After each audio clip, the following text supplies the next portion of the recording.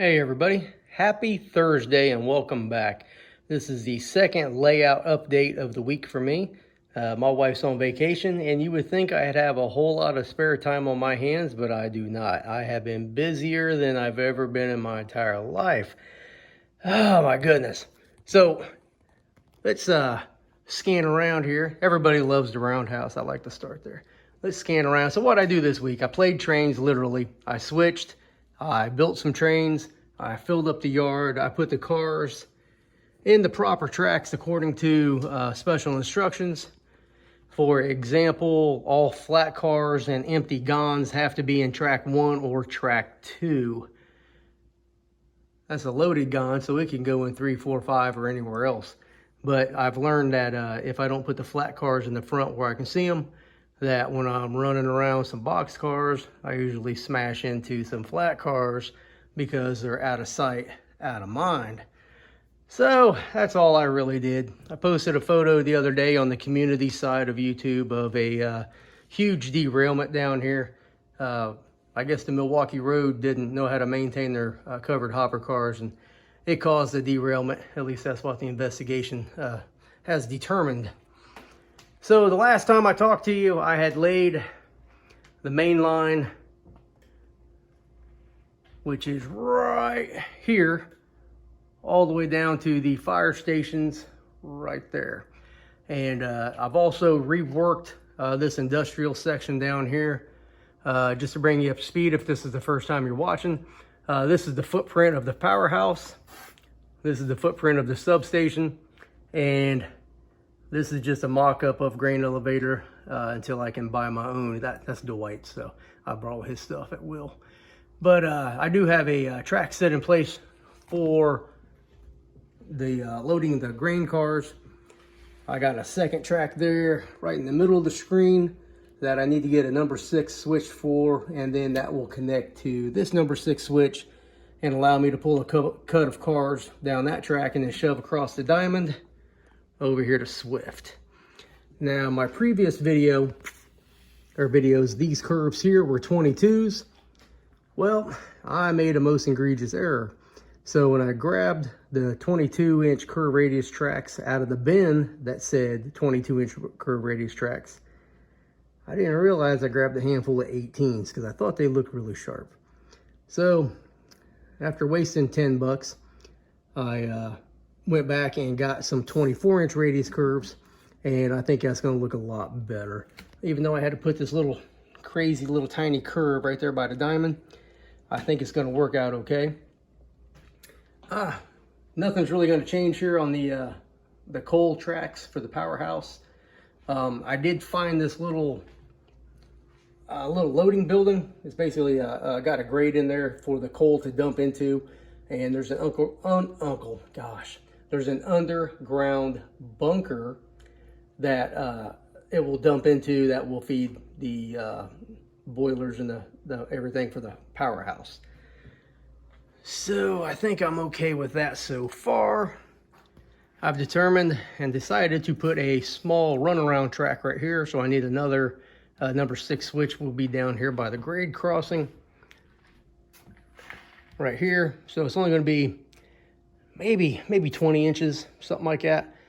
Just enough that the locomotive can run around the cut of cars that it's going to shove into Swift.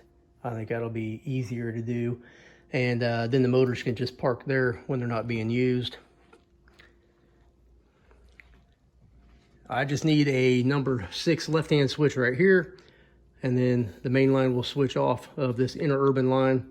And then there'll be a freight station here, and then the main line here that will go down and curve off.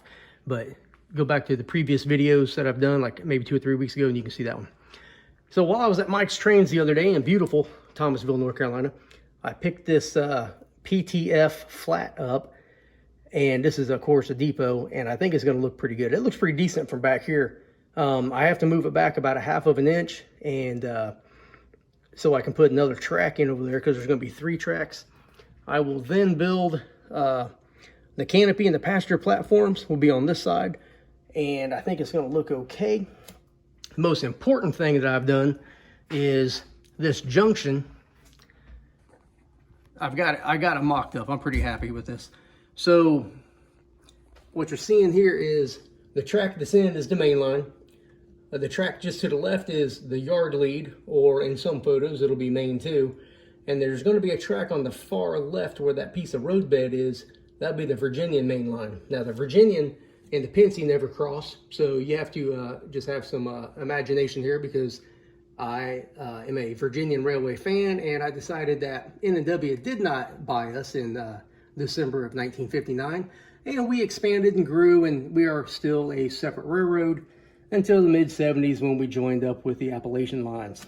So there's where we at. So what's going to happen is the Virginian will come off its main line, come through the crossover here, and then hit this number 6, and then turn off to the left and go into the yard, where the Pensy main line will go to single track, have a 44-inch radius curve, come around over here, and then right in this area on the new piece I need to build will be a number 8 switch. And if you go straight, you'll hit this 36-inch radius curve, go down grade and go to the Riverport that will not be built for quite some time, but I got to get all this stuff put in place now. And then the main line will run right next to the wall all the way down, and then 30 inches out will be all yards and all kinds of cool stuff. Well, that's really all that I have to talk about today. I am really digging this little scene of the locomotive coming through between the two firehouses, you know, building 1 and building 2. I think that's going to look pretty cool when I get some scenery on here and everything. So, well, let's see. No, that's about all I've done. That's about all I've done. I thought I did something here, but I think I covered it in the last video. And this is the shortest video layout update of my life. But if you haven't watched previous videos, I challenge you to go do so. Like, comment, and come back in a few days. Oh, here's a big announcement. On the Monday night videos that I post, I'm going to start sitting at my laptop so I can chat live with everybody. And I don't know if anybody would be interested in talking to me and asking questions about the layout, or asking questions just in general, or what. But I'm going to sit there from about 9 p.m. because that's normally when I premiere a video. I'm going to sit there from 9 p.m. Eastern time till about 9:15, 9:20. And if there ain't nobody between 9:15 or before 9:15, you know, then at 9:15 I'm cutting off. But if you want to watch the premiere and chat with me, hey, that'd be great. I'd love to talk to everybody. Also, if you're in the Lexington, North Carolina area and you want to see the layout, just reach out to me, leave me a comment, or you can email me at hoscalemodeltrains2022@gmail, and I'll send you my number, and then we can text or, you know, talk on the phone about it. But I've had one gentleman, I think he's from Georgia. I can't remember his YouTube channel, but I think it's Georgia Rail Fan or Georgia Model Railroader or something like that. So if you're watching this, leave me a message down below and send me an email, and we'll get together when you come through in August. And I really love showing off the layout, and you know, in these scenes it don't look like much, and it's a hot mess, and I got it as a hot mess. But layouts in construction always look like this, but there's a lot here to see. And everybody loves how it goes through the wall. But like, subscribe, comment. If you think my video sucks, tell me my video sucks. And come back here in a few days and see what I talk about next. Thank you for watching.